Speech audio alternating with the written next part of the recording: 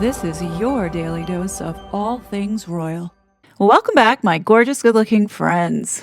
Another day, another round of royal family exhaustion. Because apparently the British public is supposed to stay glued to this endless will they, won't they pantomime that nobody with a brain actually has asked for. Just literally less than 24 hours ago, I brought you that article by Alison Boshoff. It was all warm, fuzzy, and sugary hopeful. King Charles supposedly offering Harry and the family a place to stay like some grand reconciliation gesture. But today, we get this news that Harry's UK trip next month suddenly is in doubt because his latest security demand got kicked back by Ryback. Now, according to this article published by The Sun, Harry is reassessing whether to bring Meghan and the kids. You know, the same kids they've kept away for years since they lost the full taxpayer-funded protection after Megxit, if you believe that kids do exist. This back and forth is like really getting on my nerves. One day you've got Charles extending this olive branch, and they made a big production of Meghan announcing that she will be going to the UK to be by Harry's side. And then you have this today where Harry's like, oh, I'm not sure if the kids and Meg are going to go because I don't think it's safe, right? Now trying to be the hero to protect his family. Like, nobody's buying any of this. There is a reason why they keep going back and forward. Like, nobody cares. This is trivial crap. Like, nobody really is going to be sad if Meghan doesn't go to the UK. In fact, I think people will be relieved that she's not going to be there. Or, today may not be there.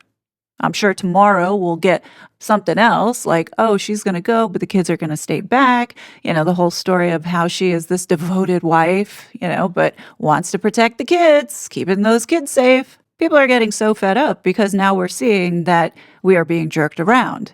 And I almost wonder, like, don't these journalists feel foolish that one minute they're reporting one story and the next minute completely flips? I think at this point, a lot of people's eyes are glazing over and are not even interested or could care whether or not Meghan's going to show up, right? There's going to always be some sort of drama. And right now, I don't think people have the patience for it. I know that I'm not having any patience for it. And what we're seeing here, which is like baffling to me because of how much money that they put into PR, is that this is all such a complete mess. At the same time, I wonder if this is being done to distract and take away attention to things that we shouldn't be looking at, like the sovereign grant and the Buckingham Palace refurbishments. Or is it purposely laying the foundation for the excuse of Meghan and the two hired children to not go over? Something tells me that that's kind of where we're leaning towards because we've seen this happen before. Now, this is way beyond not normal to have this much back and forth. The announcement today about being denied security, I think, had been timed because which government and legal office is going to return a verdict on a Saturday? I mean, let's really think about this. The big question is, why was this news released today? Is this to keep people guessing? Will they, won't they? Leading up to the day that we're anticipating for them to show up on UK soil? Harry is definitely going to be in the UK. We all know this for this Invictus Birmingham scam. And I think at this point, people really don't give a rat's ass if Meghan stays home. In fact, people are praying she doesn't come over. No one cares to see that rictus maniacal grin. And while the Sussex sideshow drags on, we also have King Charles stirring up some online buzz. He's busy with his own rebrand in this latest sovereign grant report. I'm not sure if many of you have seen the news yet, but people are irate online. He's no longer now just the traditional defender of the faith. He's now given himself a new title of Supreme Governor who protects the space for faith within the multi-faith nation. Isn't that just so diverse and inclusive? But here's where the real disappointment hits for a lot of people, including myself. While the king and the establishment polish their multi-faith credentials now, there's growing anger that the Christian public and leadership have shown a clear failure of nerve when it comes to actually defending the faith, especially when Christian British girls are being systematically raped and groomed by organized gangs in places like Rotterdam, Rochdale, and beyond. Thousands of vulnerable white British girls, many from Christian backgrounds, were exploited, drugged, and abused for years. This is something that the mainstream media refuses to get into. The perpetrators were overwhelmingly Pakistani Muslim men, and the authorities, police, and councils repeatedly looked the other way because they were terrified of being called racist. And I would take this one step further. I think a lot of them were complicit in some of these acts. This is why you don't see people speaking up about it, because guaranteed they are compromised. And when we look at the Church of England itself, the silence is deafening. They're more focused on interfaith harmony and not rocking the multicultural boat than standing up and demanding justice for those girls, because that's, what Christians would do. While the king updates his title to sound progressive and protective of all faiths, the question really just is this: who was actually defending the Christian girls who needed it the most? It's the same tired story. The establishment's spin on one hand, failure to defend your own community on the other. It's black and white. Is this yet another sign of a disintegration of this nation? The king, or queen, has always been, or at least since the 1530s when Henry VIII broke away from the Church of Rome and formed the Church of England, the head of the monarchy, the king or queen, has always been defender of the faith, head of the Church of England, the key figure within the Church of England. But now the monarchy has published a new definition of the role, and the king's official job now is to protect faith within a multi-faith nation under a newly published palace definition of the monarch's role. So they are no longer defender of the faith. Their role is to protect multiple faiths. So if that is the case, surely they can no longer be the head of the Church of England. And that is a massive, massive constitutional change in this country. It's a massive constitutional change for the monarchy, yet it's just been slipped out. Nobody said a word. It's a change to their job. Apparently part of this new definition is also to protect social cohesion and protect communities. Now, many people would argue, well, of course, that's the right thing. And morally, you could argue that that is the right thing, that their job as a monarch should be to hold the entire country together and everyone within their country. I don't necessarily have a problem with that, but to change the definition of what they do, to change the definition of them being defender of the faith, that has always been the definition. It's called the Church of England for a reason. It's called the Anglican Church for a reason. To change that definition is a massive, massive step, and it's just been snuck out as if it's nothing. No debate, no argument about it, no consultation as far as we know, no discussion in Parliament, no parliamentary moves.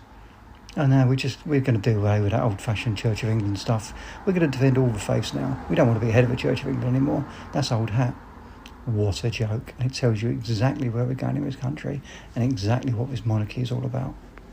And when we see the classic royal and institutional Britain, it's just endless rebranding and family feuds, while the hard-hitting truths get buried under all of this politeness and not making anybody uncomfortable. You almost have to wonder, these people that are doing communications and PR for the royal family, what is their ideology? Because it almost seems like the people that are surrounding the royals are infected and brainwashed by this cult called globalism, otherwise known as socialism. We've got radical leftists, Hillary Clinton loving, Obama worshiping people like James Holt that are in the institution. So think about the people that surround the monarch. For the most part, they are coming from government positions, which means that they have a political bias in one way or another.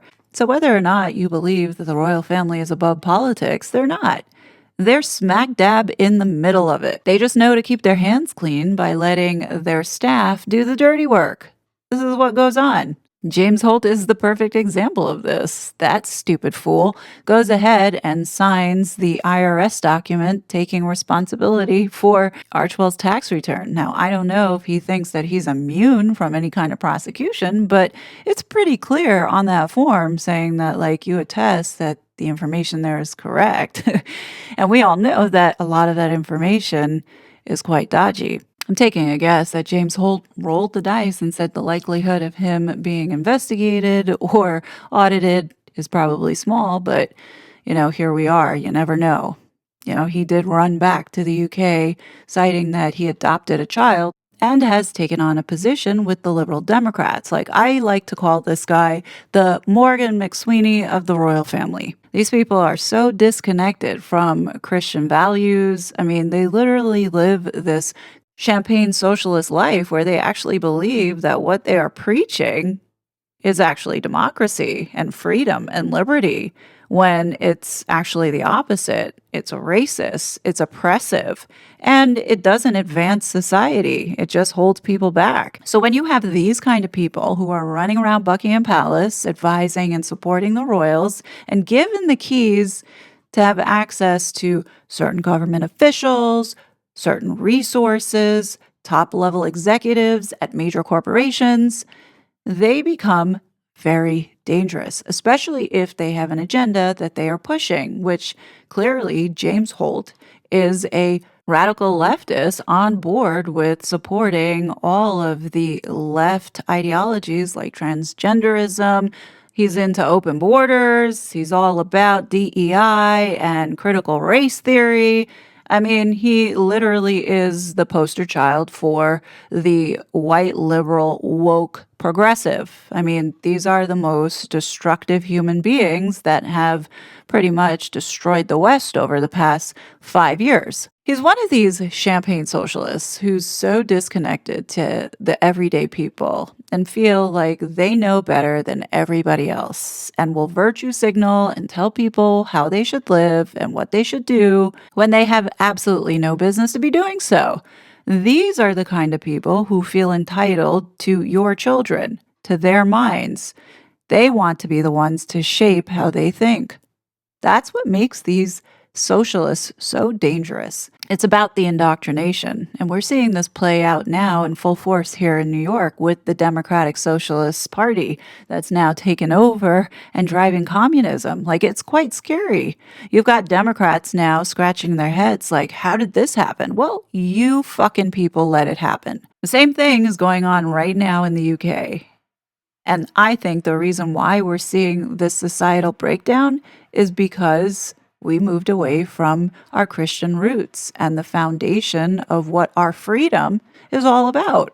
And because of that, it has allowed political Islam, communism, as well as a corrupt system to seep in. This is why I find what Charles is doing by being defender of faiths, right, and being a supreme governor of the Church of England, but operating in its own little space, but not really standing up by defending the Christian British values and traditions, puts Christianity and the Western world in jeopardy.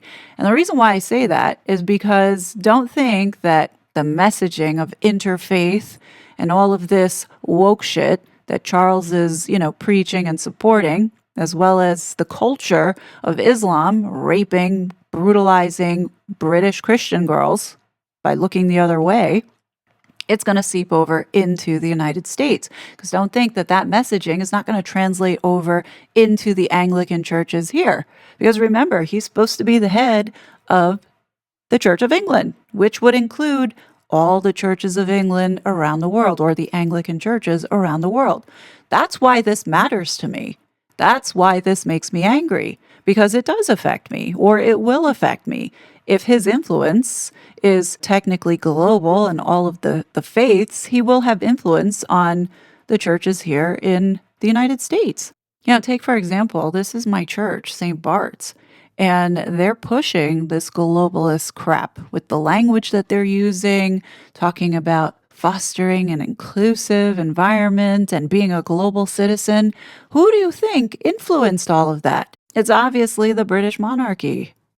The canon in residence that we have here, Stephanie Spellers, she spent a decade as canon to the Episcopal Church's presiding bishop, Michael Curry. Now, that name should sound very familiar to you. That's the same bishop who married Harry and Meghan. Can you all see now why what Charles is doing is very concerning? It not only affects the churches in England, it affects the rest of us. The other thing that I find concerning here is when you look at the sermons that they have posted up, and this one I found pretty questionable, where the sermon was answering the question about Jesus the only way. Now, you can read the whole sermon up on the St. Bart's website, but the net of it is that the preacher rejects the traditional interpretation that salvation is available only through explicit faith in Jesus Christ.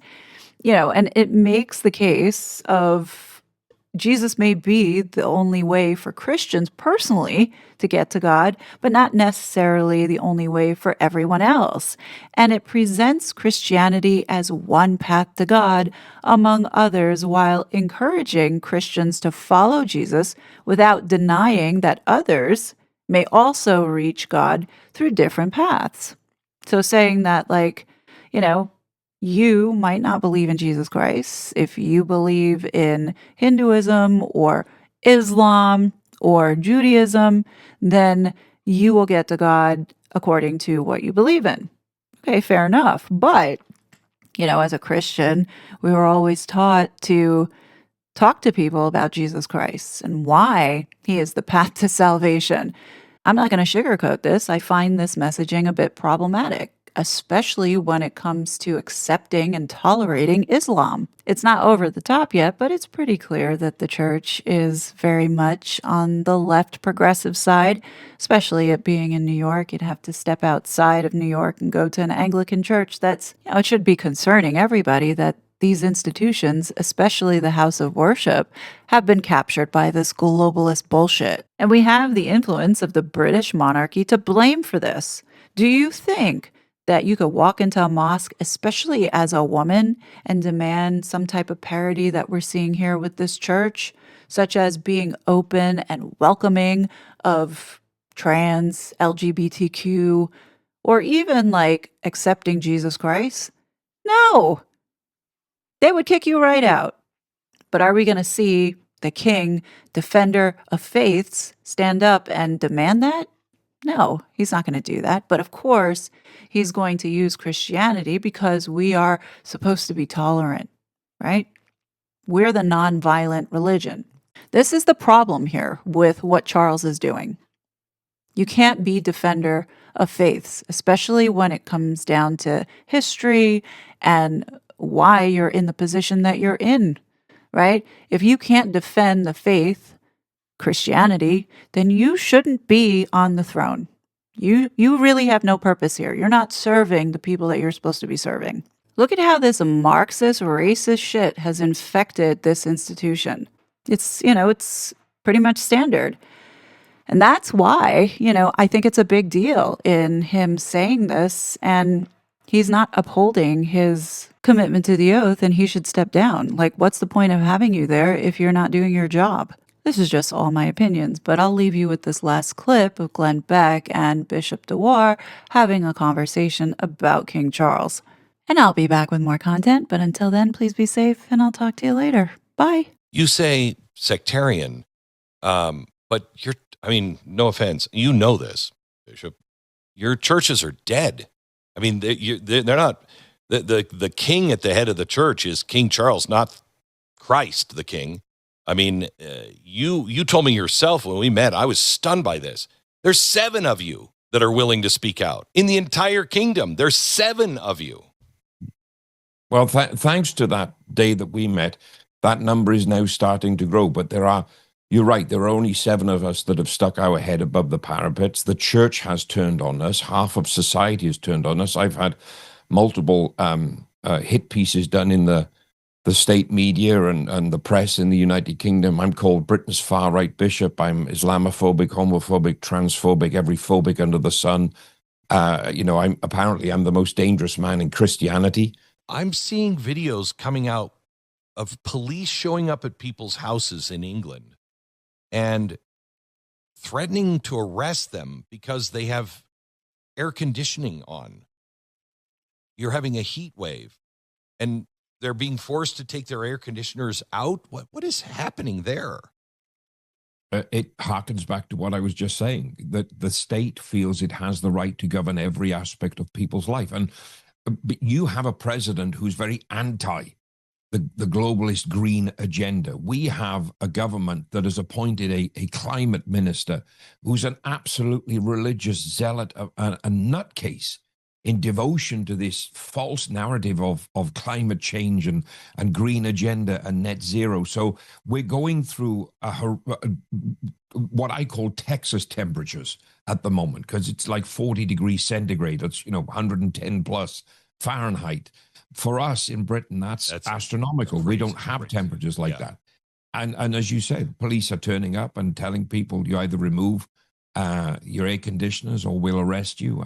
I'm seeing all manner of things that are being done, not just in England, in Wales as well, because Wales has where I live, which is, part of the four nations of the United Kingdom of Great Britain and Northern Ireland. Wales has a secondary parliament with even more zealous individuals pursuing the climate agenda.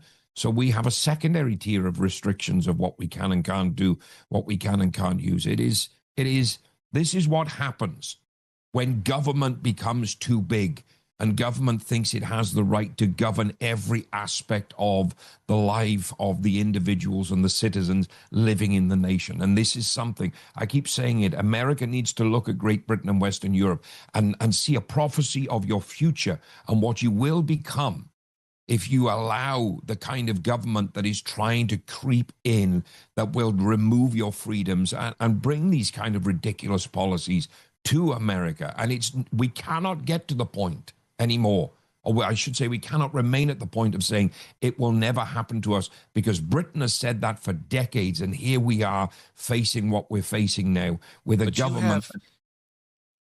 I'm sorry, but you have people, it's hard for Americans to accept it, because I will tell people, England arrested 12,000 people on speech infractions, put them in jail. 12,000 people had police knock on their door and take them out for speech infractions in the last year or year and a half, something like that. I think China had 100. Russia had 40.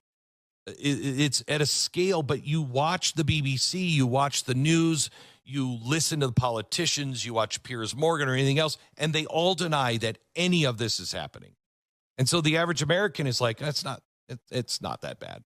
It's not that bad. What are we complaining about?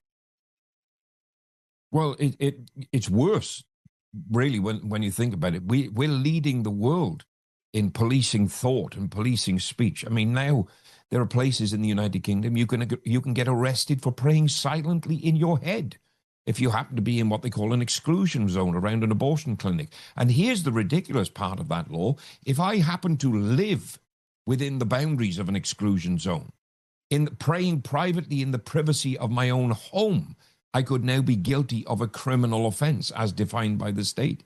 This is what happens when state thinks it has the right to control every aspect of human life. We've said for years, since I was a boy, we used to joke about the thought police. Now in the United Kingdom, we actually have the thought police.